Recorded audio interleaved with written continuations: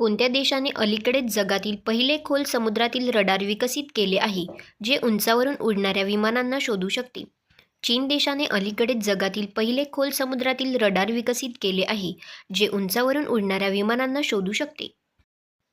इंदिराम्मा आत्मीय भरोसा योजना अलीकडे कोणत्या राज्यात सुरू करण्यात आली आहे?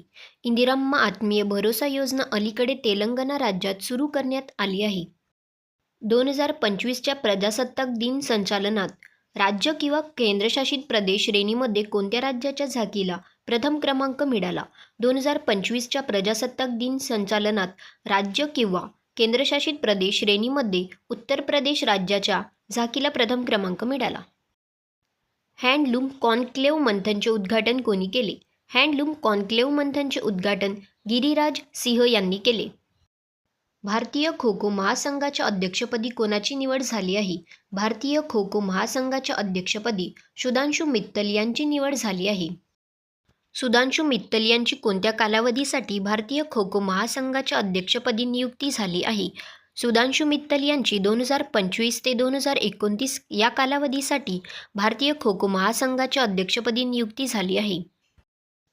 भारतीय खो खो महासंघाच्या खनिजदारपदी नियुक्ती झालेले गोविंद शर्मा कोणत्या राज्यातील आहेत?